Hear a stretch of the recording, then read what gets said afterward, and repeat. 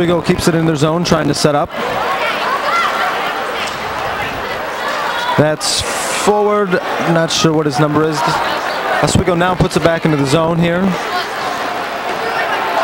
Elmira just content to try clearing it out. It's number 4, Justin Perron, dumps it over to... There's a shot on point. The puck is deflected as it goes in on net, and Elmira will clear out, trying to get back to even man. Oswego takes their time back behind their net, and here they are, starting up ice, trying to get a goal here. No longer have a deadlock and score.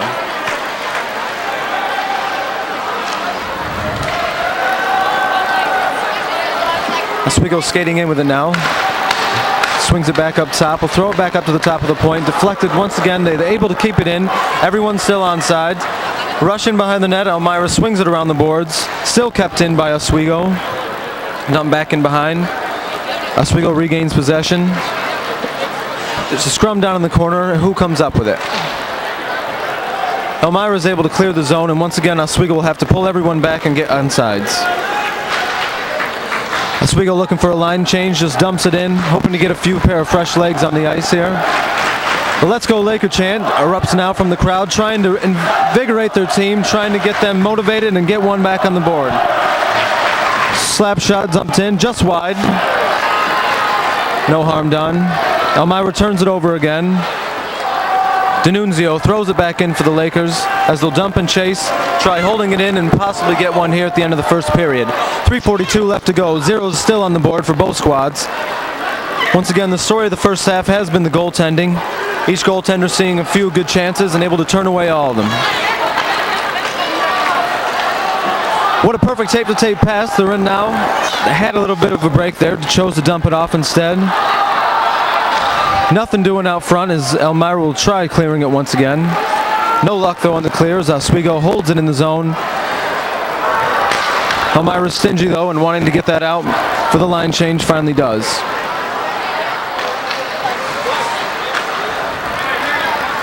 Elmira down the right side, throws it in. Goalie Ryan Scott goes out to clear it. Throws it along the boards. Elmira keeps it now, but the shot is deflected. 16 for Oswego, heads up the ice, cross-state pass, shot. There's a save, and there's a goal! First goal of the game. Number 16, C.J. Thompson, took it in on the right side, threw it across the slot. I'm not sure who was able to come up with the goal. A wonderful pass, 2-on-1, played it to perfection. Held it long enough for the goalie to find himself out of position, slid it all the way across, and it was tipped home for the goal.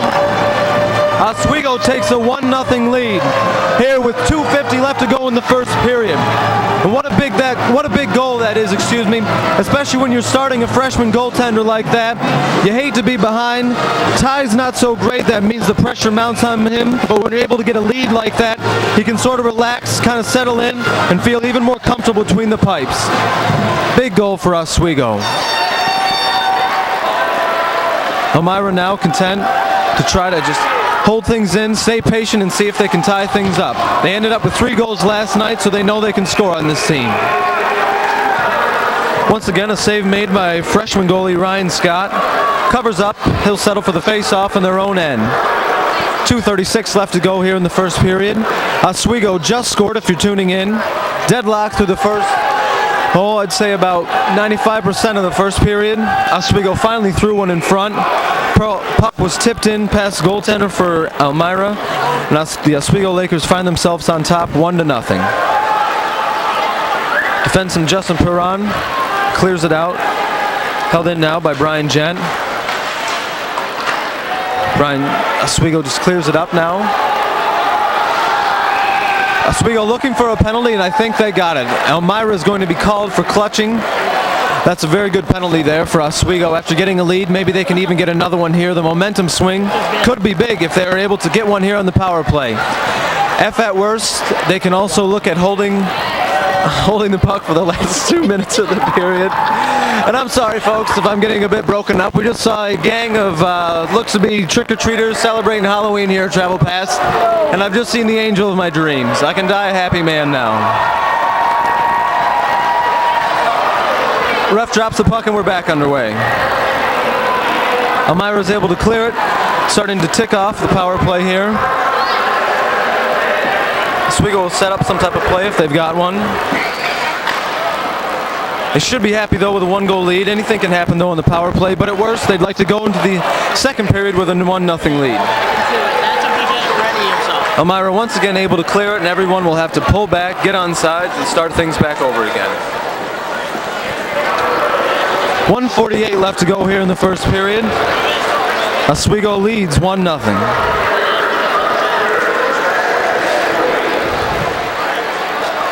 Puck jumps out front. Elmira's able to regain it again.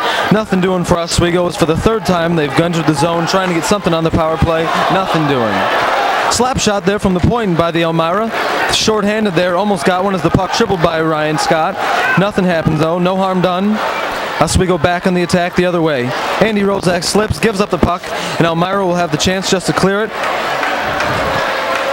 Waste more time here with this first period.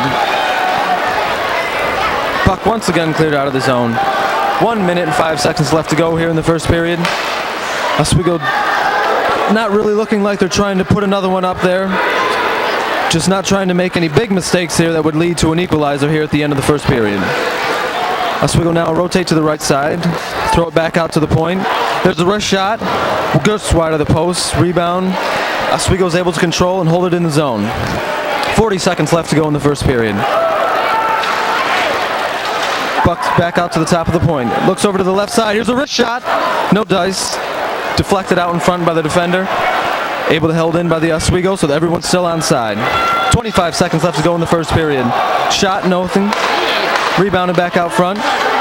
Elmira regains control. Able to clear the zone. Holds it in. 15 seconds left to go. Oswego has a chance though. Steals the puck back. In on a 2-on-2.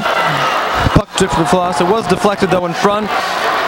Nothing was able to be done with that one right there. Elmira will dump it out. 2-1. There's the buzzer ending the end of the first period. Big goal there scored. 2 minutes left to go. And right now we are going to be tossed to TJ, who's going to be here for the intermission report. Take it over, TJ. Get some money. Adam DeSantis, TJ Hatter, Jay Harris here, surviving excessive technical difficulties here on Laker in-game. Let me explain to you what was happening. The purpose of the WTOP NYO staff tonight were to simulcast. Therefore, there should have been 3 announcers. Pat Bailey, WTOP sports director, all-around good guy, and normal WTOP color commentator, along with Drew and Joe Kelleher from WNYO. That really didn't work out so well. The WNYO side, just the phone you were hearing, wasn't really coming through correctly, and eventually we lost all audio. Thankfully, we had Adam DeSantis, who's just as gifted a play-by-play guy as he is an interviewer. That's why you were hearing him towards the latter end of the first half. Now, let's talk a little bit about Jay Harris, that first half, which was a good one for the Lakers. What a difference they make, 1-0 after the first period. Oh, yes, obviously. Getting on that goal, getting shots in on that final, definitely skating solid. We're getting those shots, and he's not able to get that rebound on that last goal. They kept finding a way. Made the initial save, made a great 2 saves. It looked like finally they jammed the pass, which is good. Give the other goalie, Ryan Scott, a little bit of leeway. His first game being played, make sure he gets that lead. All right, we're good. I'm sorry to interrupt you, Jay Harris. We're going to go back to Adam DeSantis as you take a look at the center ice shot from the beautiful Golden Rodney Fieldhouse. We're going to throw now to Adam DeSantis. Multi-purpose, multitasking, all-around talent, and the MVP of this broadcast tonight. Adam, over to you. Thanks a lot, TJ. I'm joined now by assistant coach for the Lakers, Tim Thomas. And Tim, talk a little bit about Ryan Scott, the freshman goaltender. You guys put him in there. What was the decision made for the start, and what are you seeing in his performance so far this first period?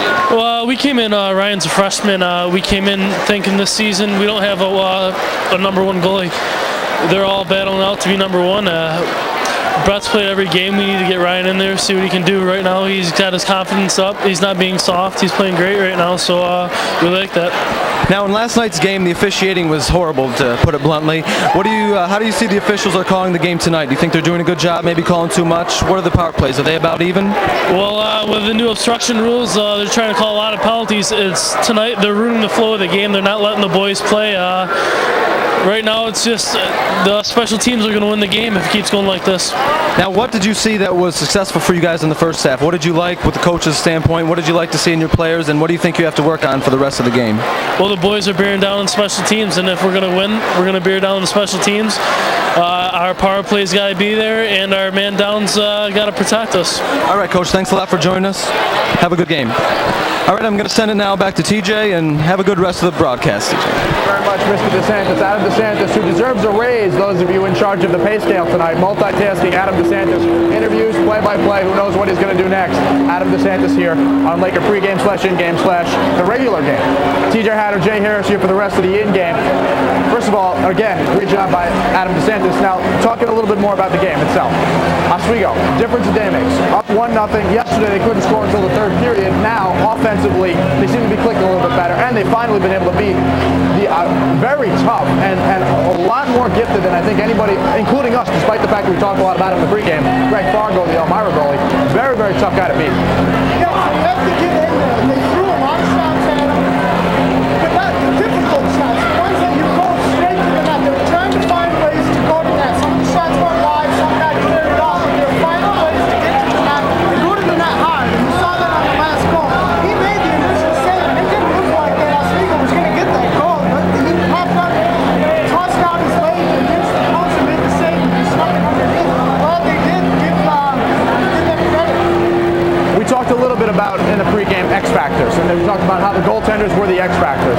They proved us right, because both goaltenders, although you couldn't predict what they were going to do, they both did well better than expected, and especially Ryan Scott, the freshman for Oswego State University, had a lot of shots, 12 officially, but there were a lot more shots than that he faced, and showed a lot of poise tonight. No, and he positioned himself well. Not just stopping the shots, but holding on to the puck also. Ran hard the last few games, towards the end of the games, when he was facing a lot of shots, gave up some rebounds, but he's held on and made a nice glove save there early in the period, getting tested early, which I think he needs in a game like this. In the first 5 minutes, Ryan Scott faced 6 shots officially, able to take care of all of that. He faced a number of different power plays throughout the first period, able to withstand it. 7:54, another stand. They were up. Oswego was down 5-3 with an Elmira power play, up by 2 guys, still able to withstand the run. Ryan Scott doing a terrific job in that first period, and probably throughout the rest of the night. Yes, I see that happening. He looks comfortable. He settled in. Yes, he's definitely settled in, and he feels like he can do that, especially when Oswego goes out, gets a late goal, gives him that lead. That is so much more of a confidence, and he can definitely feel comfortable. Challenge shots, he doesn't have to be in his comfort zone now. He can go out, challenge shots, make the saves he wants to know, and control the puck. All right, early in the first, you saw, oh, by the way, one of the things that didn't go wrong technically was the mist you saw on the ice. That was not a WTOP mix-up. The ice is real, the mist is real. It's kind of burning up out there. One of the things you saw, though, late in the half was that Oswego State was able to score a goal. 2:50 left. We're going to go to a break. You're wrapping me up? What are you talking to me about? All right, we're going to go to break. Hopefully we'll see Pat Bailey again. I don't really know, but enjoy the first period, second period, whatever the hell period it is. Nothing works here anyway. About 55 seconds or so. 1-0 is where we stand. Jocelyn Newboard, not the empty nether, rather. That first period, and welcome WNYO as I hear the cue in our ear. We think that the audio problem is figured out, Joe Kelleher. We think so. The keyword to think. All holy hell broke loose that first period. You could really say that. You didn't miss a whole lot for all you viewers at home. 1-0 Oswego at the end of one on a goal by Jocelyn Dubord, assisted by Scotty Irwin and the freshman C.J. Thompson. That's where we stand right now. It was a power play goal. Going to get underway with the second period in about a minute and a half or so. The team's about ready to come back onto the ice, and we think we finally got these technical difficulties all figured out. We're simulcasting here live on WTOP and WNYO today on the Lakers Sports Network. Pat Bailey, Joe Keller joining you. 1-0 Lakers over Elmira at the end of the first period here at the Golden Romney Fieldhouse. A first period in which we saw a lot of what we expected, and the situation from last night, a lot of penalties. To be exact, as I try to add them up here quick, I don't know if you can read the sheet a lot better than me of exactly how many penalties there were, but that first period, much like last night, a lot of people sitting in the sin bin. Drew Shiabi's actually going to join us now because I can hear him, and he's a master. Well, as you know, Pat, I usually direct these games and I wear many hats. So when technical difficulties come by, I have to call my attention to other places. You know what I think it is? I think it's Michael Myers. It's Halloween. He's out there somewhere cutting phone lines or something. Yeah, it must be. Hey, well, here's a weird situation. The scoreboard has gone off. I think there's a problem with the ice. Joe Keller just mentioned the scoreboard gone off. The officials and both teams are not on the ice, and the officials are in the open door, and I think they're looking at the ice. I don't know if it's too wet or if there's a problem. And normally at Romney Fieldhouse, we stand right behind the benches, and to the left of us, we can't see that corner, and normally that corner there gets some ice, gets some built up, and I think that's what's going to happen. They're going to go to that corner right now and check the ice, and it might be a little wet right now if they use the squeegee. Well, this is something, Pat, that I mentioned in the first period. It looked like because of the humidity, the ice was starting to fog up again towards the end of the first period. And it may be difficult for the players to see what's going on out there. So there may be something involved with that. Also, if you look carefully at the scoreboard, it might be hanging crooked. That might just be my perspective. Talking about that first period, here are the shot totals for the Elmira Soaring Eagles. 13 shots, 0 of them past the freshman Ryan Scott, who I went out on the limb and said he's playing like a seasoned veteran for 20 minutes of his college career. Yeah, exactly. I mean, really good to see a productive first period from him in his first game with the Lakers this year. Kind of like the move by Coach Gosick, mixing things up a little bit, getting somebody besides Linhart in net today. And Ryan Scott, like you said, looking really good, stopping all 13 shots in the first period. Hopefully a sign of things to come when he's called upon to step in between the pipes for the Lakers. On the other hand, the Oswego State Great Lakers, 11 shots. One of them gets past the netminder, Greg Fargo, who last night saw 42 shots.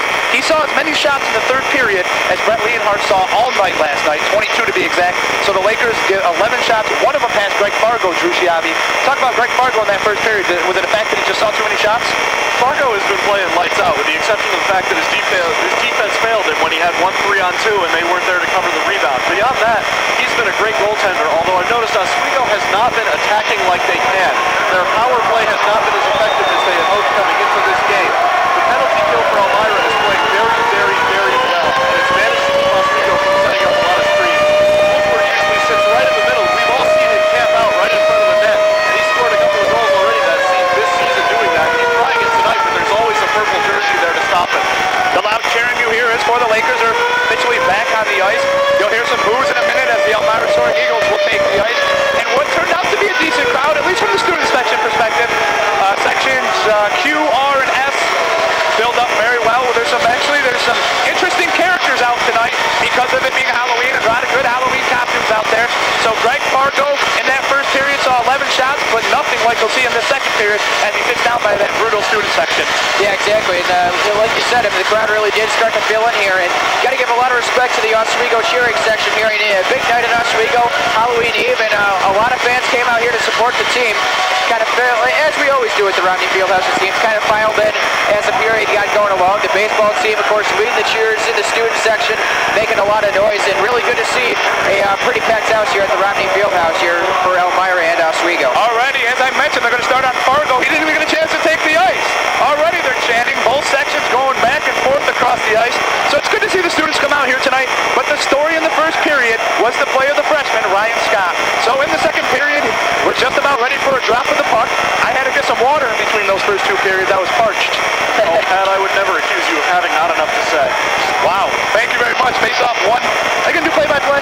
Why not? All right, go ahead. Lakers control the face-off. They dump it into the Elmira zone. Now control far side into the corner. Elmira will take it away. About 10 seconds into the second period here. Now here comes Richard for Elmira. He will dump it into the Lakers zone. In behind Scott's net. Back to get it is Koreski. He circles right at net, plays it into the near side corner. Taken away now by Jared Conkle. Conkle with a center pass into the shot. Richard save made. Now in behind the net.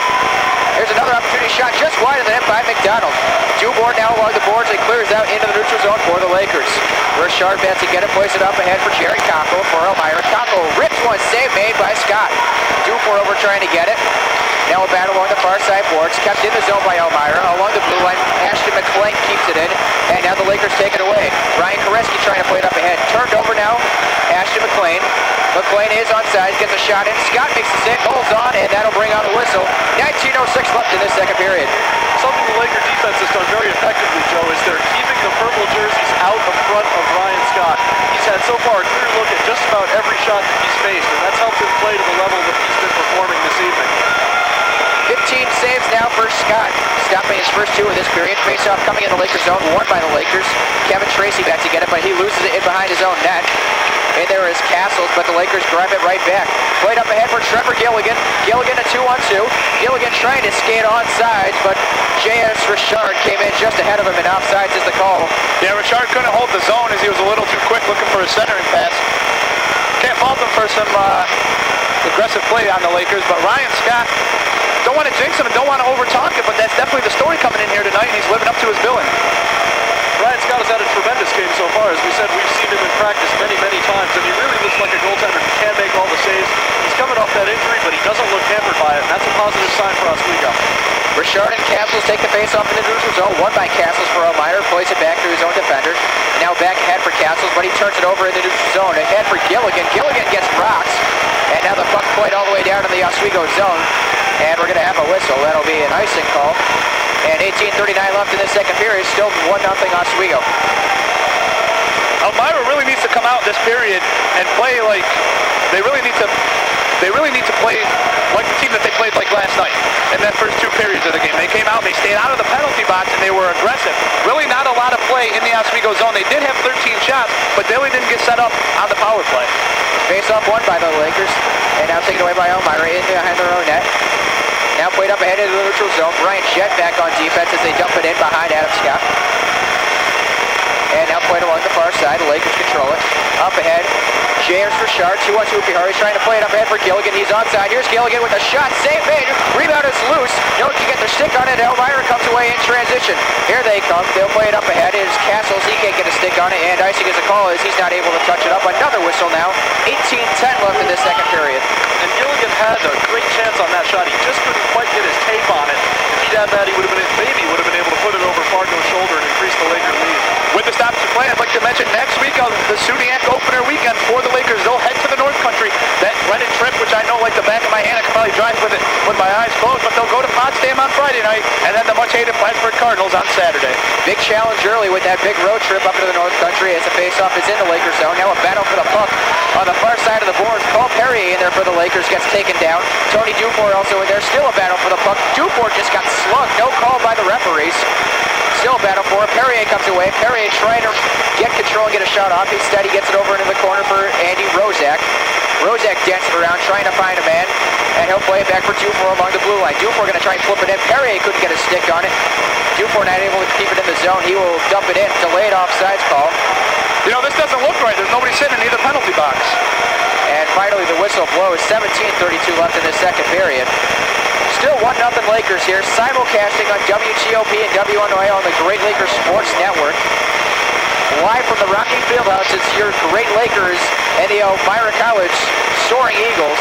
And it's Halloween Eve here, gentlemen, and there's a lot of interesting costumes. You see the chef from South Park.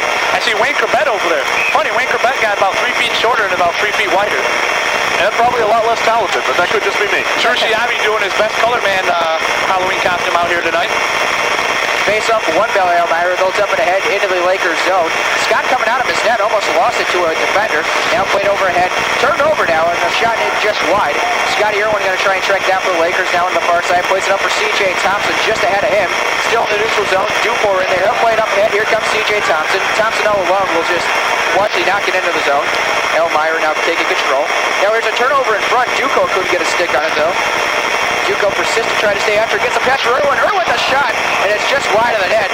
Goes up into the netting behind the goal, and that brings on the whistle with 16:57 left in this second period. You know, you mentioned the names of Thompson and Duco. Those are 2 freshmen along, as I mentioned, they'll play 4 tonight. Thompson, Duco, Ryan Scott, who's in the goal, along with Tony D'Annunzio. 4 freshmen on the ice. There would be 5, TJ Manisterski, but he's still out with a shoulder problem. So 4 freshmen for the Lakers, and Coach Gosick really likes the play of them so far, which is why they're continuing to be in the lineup.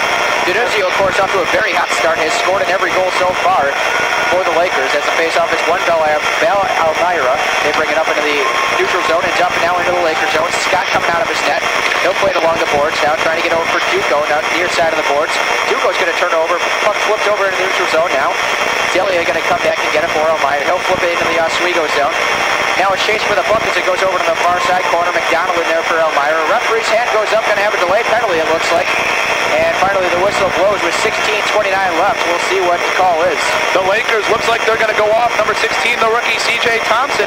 Not sure the official call, but it looks like he's headed over to the penalty box of emotion. So with 16:29 to go, as Joe mentioned, second period, the Elmira Soaring Eagles will have a power play opportunity as there's some jawing going on. After the whistle, I just looked down, Justin Perron, and he was jawing with Craig McDonald. I think he told him he doesn't like his restaurant. Just to go back to the point that you made earlier concerning the freshmen on this team, they have a very large onus placed on their shoulders this semester especially going into this year, because they have to replace players for Oswego with names like Lukacic and Karams, guys who led this team to the state that they were. Joe Karams, an All-American who Drew Shiavi mentions. Joe Karams, huge skates to fill, an All-American, and Mike Lukacic as well. He had 8 game-winning goals last season, which led the nation. And quick thing on Mike Lukacic is a stoppage of play. Mike Lukacic, and there's going to be a whistle. And as I'm talking, Craig McDonald's going to go to the box. So we're going to see 4-on-4 action. While I was talking, I'm not sure the call, so I'll shut up and wait for the PA guy. Interesting call nonetheless. Only 3 seconds going by into the Elmira power play opportunity, and then the whistle blows. So McDonald obviously did something right off the faceoff. 2 minutes for obstruction is the official call on McDonald, so I'll get back to Lukacic's story in a minute. McDonald shooting himself in the foot. His team power play opportunity will last 3 seconds before he goes and takes a seat in the box. So now a 4-on-4 for a minute 57. 2-4 has it for the Lakers. He'll slap it up into the zone and right into the glove of Fargo, and he'll hold on to it wisely as the pressure was coming on. Getting back to the Mike Lukacic story, he's out in the LA Kings organization of the NHL, of course, and apparently out there, all the West Coast teams, they play, it's a farm system type deal, and it's more like all the farm systems get together and it's a tournament, and as of the beginning of this season, Mike Lukacic, of course no NHL season, was leading all the farm rookies in scoring, so good to hear about that. Always kind of thought that Lukacic would be doing something after he finished up his career with the Lakers here. He was always a special talent in his 4 years here in Oswego. Well, something we talked about last year, who could actually go on for the Lakers of all the seniors. And, Tyson Guida obviously had a tremendous junior year and a really good senior year. He's actually playing in Kansas City in the UHL. So good to see a couple Lakers getting some play after college. So you never know, really, when you get in a farm system. Another penalty coming. Faceoff was controlled by the Lakers, and just a plethora of penalties here. We had 9 in the first period. Now this is the third one of the second period. Haven't even eclipsed the 4-minute mark gone by in the second period. Ryan Woodward looks like he's going to go to the box, so I don't think a game can go by this year for the Lakers before we see 5-on-3. This has been an ugly, ugly game so far, gentlemen. There's been a lot of penalty minutes handed out. This is not the Laker hockey that we're used to seeing. They're usually a much more finesse team that uses power when they have to. Well, it seems they've been able to punch first tonight. It's funny you mentioned that it's been an ugly game and a lot of penalty minutes, and we haven't even started conference play. Once they start playing Plattsburgh and Potsdam, the Genesios, who knows what could happen. Right now we're on pace for a penalty every 2 minutes. We've had 12 penalties in 24 minutes played so far, as Elmira with a 4-on-3 opportunity trying to attack into the Lakers zone. Castles controls it. Castles has a man back at Seabold, trying to get it for John Patrick in there to try and take it away, but Seabold will go back into the neutral zone and track it down. Now Seabold trying to bring it into the Lakers zone, still controlling it, will leave it back for his man. Like the first period, the Lakers with a 4-on-3 will send out 2 defensemen. There's a quick center pass. Centering pass at one time with a wide open net, but the Elmira player Congo couldn't get a stick on it. Elmira still has it 4-on-3. Castles one-time opportunity, and Seabold couldn't get a stick on it. The 2 defensemen are Dufour and Koreski, along with the 1 forward Perrier rather. Now into the far side corner, Koreski in there trying to get it. Taken away by Conko, though, just ripped right away. Here's a centering pass, no one can get their stick on it. The Lakers trying to clear it out, and they do so all the way down to the Elmira zone. Here's something to note. I don't know if you saw it on your screen. Obviously, you didn't see it on the radio. Tony Dufour just put Justin Seabold so hard into the boards that his stick flew up over into the crowd. He had to come over and get some new lumber. Castles back into the zone for Elmira, and he'll dump it on the other side for Jared Conko. Conko trying to get in behind the net. Now play back to the blue line. Chris Mann has it. The team captain for Elmira. Poised over other side for Castles. Gets the shot in. Save made. Now in behind the net. Play back for Castles. Patrolling the blue line. 6 seconds to go in the 4-on-3. Quick shot in, and Scott makes another quick blocker save. And Perrier will knock it out of the zone. Here comes C.J. Thompson for the Lakers. So we're going to go to 5-on-4 action for the next 23 seconds for Elmira. and something we've seen all evening by Elmira. They have the numbers advantage when they're on the power play, but they don't really look like they're trying to get the penetration deep in Oswego zone.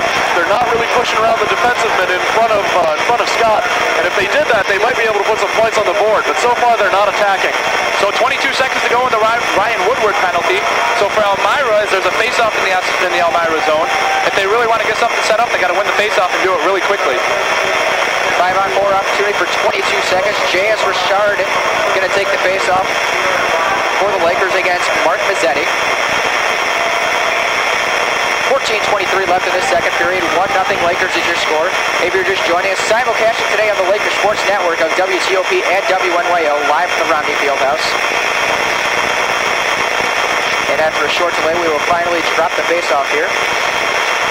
It is won by Richard. He will dump it into the corner, and now a battle for the puck. Just under 20 seconds left in this power play for Elmira. Richard now will leave it in behind his own net. And here comes Elmira trying to get something going with 10 seconds left on the power play. Played up ahead. It was Delia. He will try to get it back from Mazzetti, but it is turned over, and the Lakers will return to even strike. A good job killing that one off as it played down into the Elmira zone. Fargo comes out of his net and plays over to the near side boards. Elmira trying to get it out of their zone. Now a loose puck in front, but Elmira able to track it down. They'll send it all the way down past Scott. And the whistle comes with 13:48 left. It is an icing call. Something I've seen so far this season by the Lakers, they've done a great job from the neutral zone into the opponent's zone. They hold that zone really well, and they're forcing a lot of turnovers in the opponent's zone and giving themselves a good opportunity to shoot and get some turnovers and some goals in the opponent's zone. So they're doing really well this season. Keep wanting to call Ryan Scott Adam Scott like a professional golfer. My mistake. As a quick shot sent in on Fargo. Rebound was given up, but Elmira able to take it away. Still in the Elmira zone. They have it in behind their own net. And now here they come trying to bring it into the neutral zone. Forechecking being put on now and almost taken away by D'Annunzio. D'Annunzio going to ride his man into the boards. Now he's taken off the puck into the near side corner. And now played on to the other side, far end of the ice. Almost a near collision there. Avoided. Here's Duco picking up the loose puck. Gets a quick shot in. Referee's hand goes up. Looks like we're going to have a delay penalty call in just a moment as soon as it's touched up. I don't believe it. Another penalty call still hasn't been touched up. It's going to be that type of game.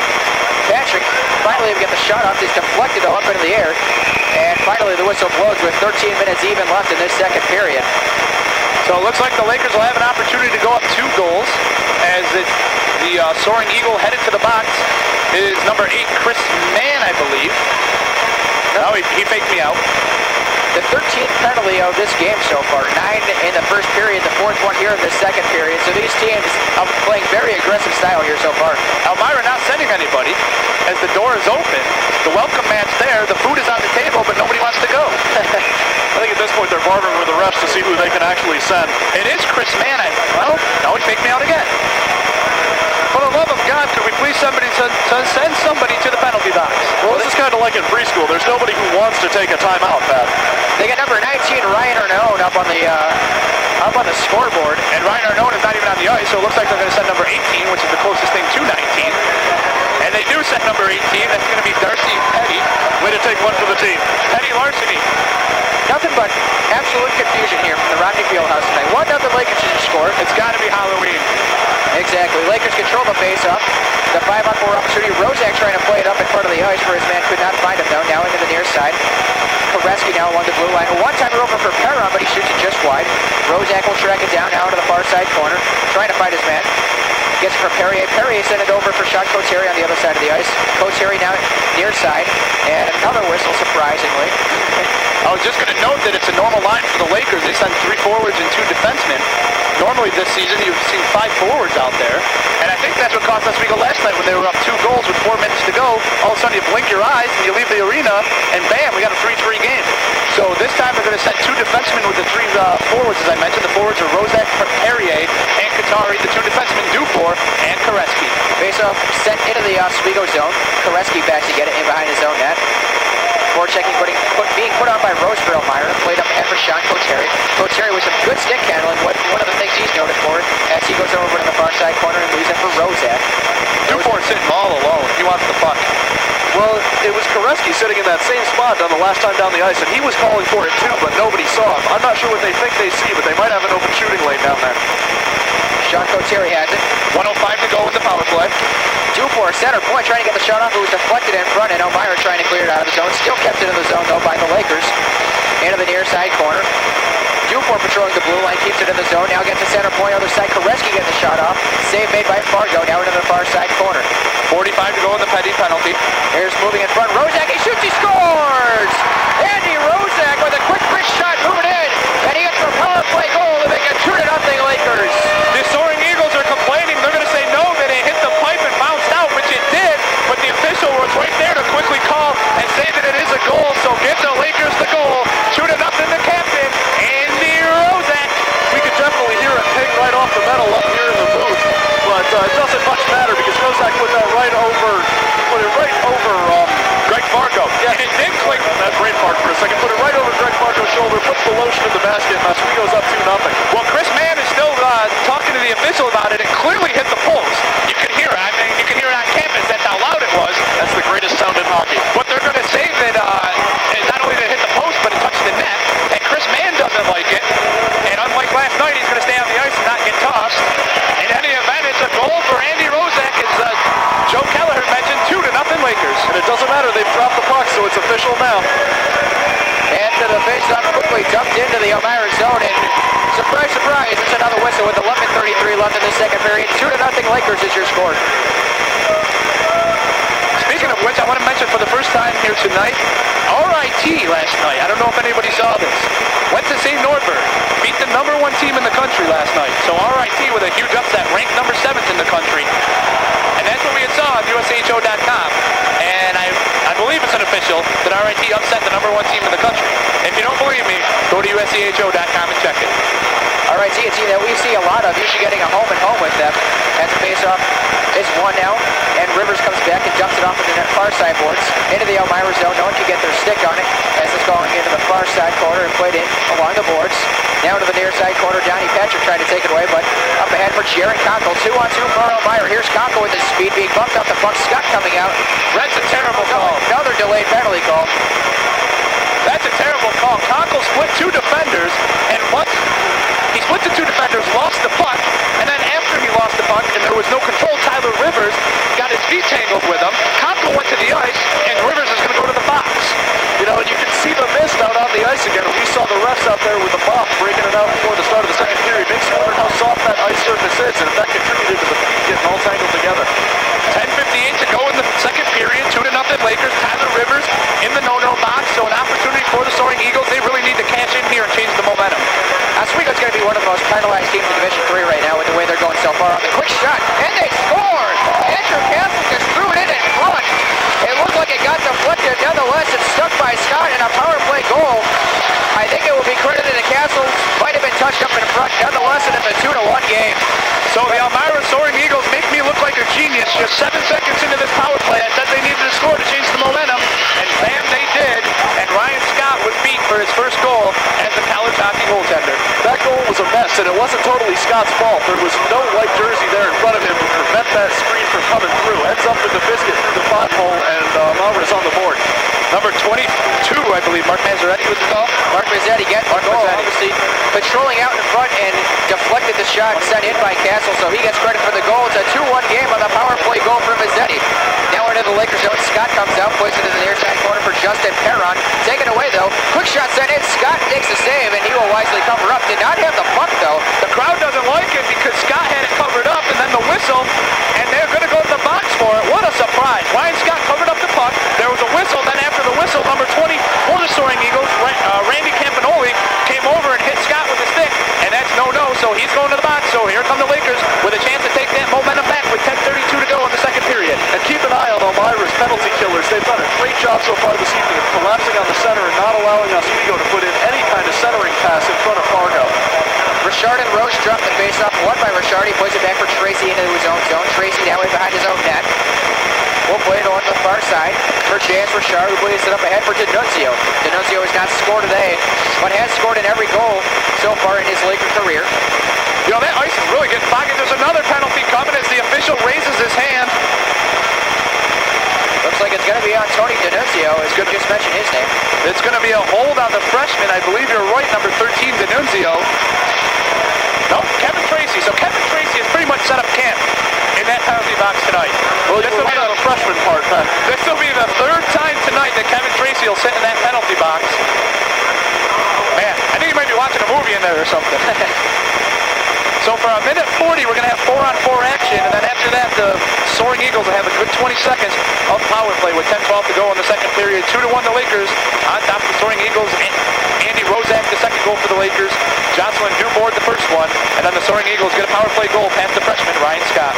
Here's D'Annunzio. Now he's going to play it back for Dubour along the blue line. Gets it over to the near side for Koreski. Koreski flips it in front. Might have hit the post as it comes bouncing out in front, but Elmira comes away with it. Now in transition, here comes Elmira trying to get it in front. Loose puck, and now sitting behind the net.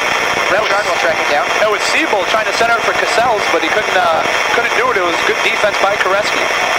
Lakers down controlling it. Koreski dumps it in the Elmira zone, but knocked right back out. Now Dufour along the blue line. He'll send it right back into the Elmira zone. D'Annunzio going into the far side corner, trying to track it down. Battling with Chris Mann for the puck. But Elmira comes away with it, now into the near side corner. 50 seconds to go rather in the Campolini power or penalty. And then we'll have, as I said, 20 seconds of 5-on-4 action for the Soaring Eagles. Justin Perron plays it up for Jocelyn Duboard. Duboard crossing the red line now with Donnie Patrick. Tries to leave it for him. Their signals got crossed up as it goes into the near side corner. Justin Perron controlling the blue line. Keeps it in, gets a quick shot. Rebound given up. Patrick trying to get his stick on. He's taken down. Now played back for Perron on the near side boards. Perron has it taken away by an Elmira player, though. Now here comes Elmira, dumping it in the neutral zone. Good stick handling right there by McDonald. McDonald, a 1-on-2, short-handed opportunity, trying to get it in there. 10 seconds to go in the Campanoli penalty. And now Rozak. Rozak's going to play it over for Brian Jett. Jett and Perron, but instead Jett will just dump it into the Elmira zone, and Oswego will switch it up as the man returns onto the ice. So 15 seconds of 5-on-4 action. Campanoli back on the ice. Here come the Soaring Eagles. Here comes McDonald. McDonald now holding up. Looking for a man. Instead he'll hold onto the puck. Now get a center ice. Trying to get the centering pass in as the whistle blows as Morris picked it up. And the referee blows his whistle with 8:17 left in the second period.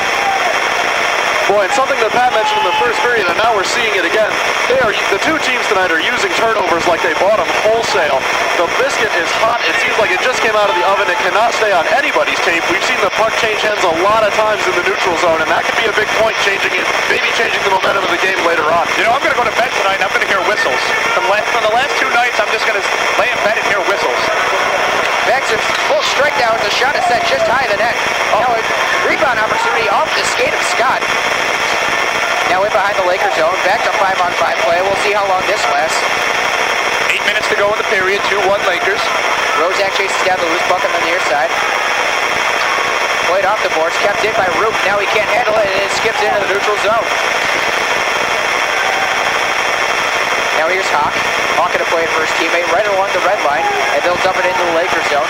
7:40 left in this second period. You know, something nice to see the Lakers finally get their new jerseys in, as somebody apparently heard us last night and got the tracking number for him for UPS. Sent into Scott as the referee's arm goes up again. I hear a slash. I believe it was a slash. The official turned around and let the Elmira coach know what was going on. I thought it was a penalty. Maybe I'm just hearing things. Too many whistles. No, we heard the whistle too, unless we're just being haunted by it now. We must be. But in any event, if you're listening on radio, the Lakers get their new uniforms. The home ones look like this. They are white with green letters and yellow trim. And on the front, it's a navigational wheel. It's some sort of wheel, as if you were on a ship. It's a ship wheel for those listening at home. A ship wheel, and on the front it says Laker Hockey. So they don't look too bad. First time we've had new unis since 3 years ago, so the Lakers in the habit of changing things up. It's kind of like the Yankees winning world championships. It's got to happen every couple of years. Yeah, well, right, Boston Red Sox fan Joe Kelleher? And I can tell you that as a Red Sox fan, I'm just happy about this year. Go another 86 years, doesn't matter to me. I saw one in my senior year in college. I can tell you, these new jerseys, for those listening at home, they look better than some of the Halloween costumes we've seen parade through the Romney here this evening. You ain't kidding. I've seen people walk around with goggles and snorkels on. Have people just stopped trying now? Is that what's going on? It must be. People just gave up. Face off now, center point. Elmira making the shot. He'll send it in. behind the net. 7 minutes left in the second period. 2-1 Lakers is your score. McLean going to shoot it just wide. D'Annunzio will track down the loose puck. Play it off the board. Trying to get it ahead for Gilligan. Just ahead of him, and icing is the goal. Speaking of costumes, Joe Keller, what are you going as? Johnny Damon, actually. Johnny, oh, that's right. I believe you told me that. Johnny Damon. I'm going to bust out the Mario costume tonight from, of course, the big Super Nintendo and original 8-bit Nintendo Mario. There we go. Drew Shiabi? Don't really do the costume thing. Usually I forget that it's Halloween, and then on Halloween day I turn my hat whichever way it wasn't facing already because, hey, that's the only thing I got handy to do. Tracy has the puck for the Lakers. Plays it off ahead for Ryan Woodward. Trying to play it ahead for Dubord. Good defense by McLean, though. He'll dump it up in ahead for Castles. Lakers trying to clear it out of the zone. Dubord going to play it on the side of the ice. Woodward trying to track it down. Woodward being taken off the puck by his defender, though. Now up ahead to the neutral zone. Here comes Castles. They're calling his name a lot for Elmira. Looking for a man. Instead, we'll just send him to the other side of the ice. Going through the crease. There's a shot in. Scott will make the save, but taken away by Siebel. Here's a shot wrapped around, and a diving effort by Scott made it went through the crease, and no one could get their stick on it. Now back on the other end. Here comes Patrick in transition. He has Dubord, 2-on-2, trying to leave it for Dubord. Good defense by Elmira. They'll clear it out of the zone into the neutral zone. 6 minutes to go here in the second period. Still 2-1 the Lakers on top of the Soaring Eagles. Something we've seen a lot tonight from Elmira, and we just saw it with Castles coming down the ice. They're making great lead passes for the other players, but they're bringing it in. They're trying to bring it in quick and get a shot in on Scott, and usually that leaves them with one forward against 2 Laker defensemen, which is not a favorable matchup. If Elmira wants to put some more points on the board, they're going to have to slow it down and try and set up a play in front of the net. Ryan Scott's stick is broken in half right now as he's waiting for a new stick to come on the ice as John Duco will deliver it to him. Do you think that's the type of thing they make just the freshmen do,